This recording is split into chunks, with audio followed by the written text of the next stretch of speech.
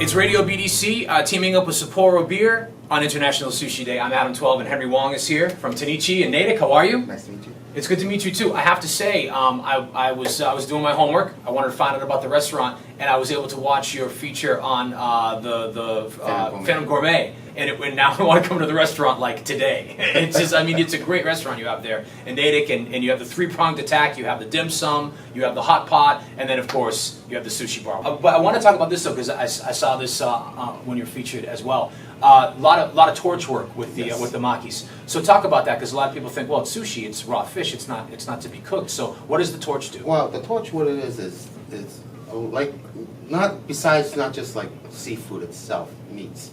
You know, the fattier is the more flavor, and you got to torch it up to release the flavor.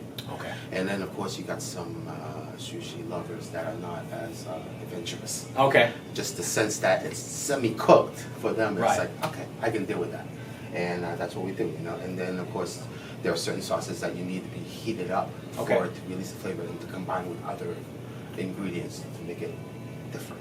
And plus, it's fun if you're a sushi chef to use a torch. I mean, it's cool. Like you just like I have fire in my hand. I'm just gonna pyro. Let it go, man. It's like it's that little kid inside. I'm just like, ooh, you know, exactly, that kind of thing. So, well, it's. I mean, everything looks fantastic. Obviously, it's International Sushi Day that we're celebrating here at Radio BDC with our friends from Sapporo. But because I do have you here, Henry, and I want you to talk about the restaurant a little bit as well, but specifically about the hot pot experience.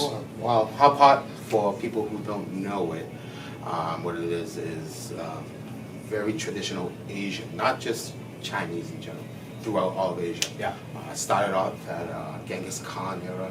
What they did was basically, after the battles, they would flip their helmets over, put some soup in, and the women did the hunting. They bring in the meats, cut it up, and that was dinner. Right on. You know, so I mean, it is for us at the restaurant. It's our push to introduce a new concept or newer concept to the general public. Sure. Of course, a lot of clients, you know, they're in the healthy one. This is healthy, very good. It is very healthy, yeah. Because you're cooking soups, lean meats, vegetables, fresh vegetable, fresh seafood, you know, and you cook it up. A lot of the fats that are affiliated with the meats that you use, they stay within the soup, you know. But you got very flavorful broths that you cook the meats in. Veggies, a little bit of starch with noodles or rice. You know, you got a complete meal, but healthy. And that's the big factor to a lot of our clientele. You serve the noodles at the end because you have the broth that you cooked all the meat and the vegetables in, and you get that in there, and it looks fantastic. Celebrating International Sushi Day all day long on Radio BDC with our friends from Sapporo Beer. My name is Adam 12, and I have Henry Wong from Ten-Ichi Restaurant, which means best of the best, right? Yes. Right. From you guys are on Route 9 in Natick. And you have brought in a delicious platter for us to sample. So walk me through what we have here today, Henry. Okay, Adam. Well, look again. What we'll do is we'll start off with the sushi pot. What we do have right now is we have some hamachi sushi, which is yellowtail. We have maguro sushi, which is our yellowfin tuna, and some salmon sushi.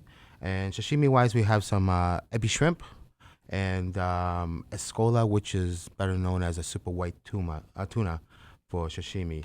A little bit of seaweed salad. Keep going. I'm just having a little ginger to cleanse the palate. No problem. Prep yourself out. Absolutely. Yep. We got three of our more popular maki. What we have first is the TDK Spider Maki. TDK standing for the Ten-Ichi Dynamic Kitchen and Bar. Then next we have the Torch Toki Maki, which is a little bit of a spicy salmon in the middle with some torched salmon belly on top, finish off with a little bit of fried taro. And then we have the Crazy Mango, which is a combination of fried oyster and avocado in the middle, finish off with a little bit of fresh mango and a spicy mango sauce, also a little bit of red and black tobacco. Mango and avocado and oyster, but it works. How do you figure out that something like that works? You just kind of take and combine different flavors, or you just know from doing what you do that you say these flavors are going to complement themselves each other as well. Being as a chef, restaurant owner, and you see my physique. Yes, I like to eat, and there's a lot of we can say trial and error. Yeah, you know, but.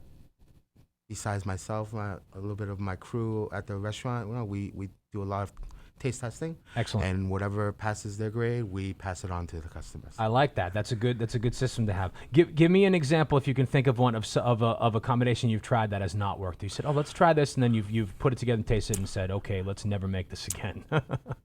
Growing up and getting the knowledge of Japanese cuisine, we also being growing up in a Chinese restaurant, we try to integrate Chinese food with sushi, making maki. We tried once chicken finger boneless spare rib maki. Oh, okay. It did not work. I'm sure it did not. Just hearing you say that, I'm like, nope. But again, you got to try just to make sure. You got to try. We also did some, another maki that I didn't bring along this time, but when we first opened up, that was very successful, was a steak and potato. Oh. We had... especially, for American people, they would love that, absolutely. Yes, for our beginner sushi... dipping their toe in the water. Definitely. Something that they would know. But, we had a sweet potato maki, and we lit it off with a little bit of steak on top and a little bit of capers. And, I mean, it worked out well, and then it died down. So, we took it off the menu, and it's like, you know what?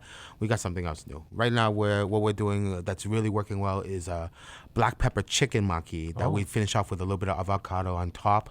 It was inspired by one of our bar customers that he always come in. He doesn't do seafood at all, but his wife does. Okay. So, we worked on something, and hey, it worked well, and he's got plenty of our bar customers.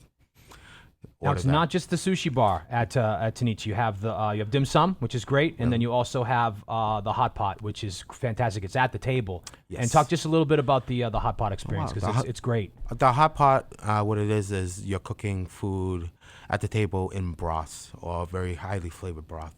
It's very healthy cooking, a lot of fresh meats, fresh vegetables, a little bit of starch with noodles and rice, but it is a totally different experience. It isn't like hibachi, it isn't sushi bar, that's for sure. You're cooking at the table yourself, and it's a great time to spend with friends and family, that's for sure. Well, the what I've seen of the restaurant looks fantastic. Having you here, you're obviously someone who knows their stuff and who understands that dining is an experience. And something that should be shared and enjoyed. So let's do that now, shall we? I have sure. It's Henry Wong. Ten-Ichi's is on Route 9 in Natick. The sushi, the hot pot, the dim sum, all worth checking out as part of our International Sushi Day celebration here from Sapporo Beer and Radio BDC. Thank you, Henry. Oh, no problem, Adam.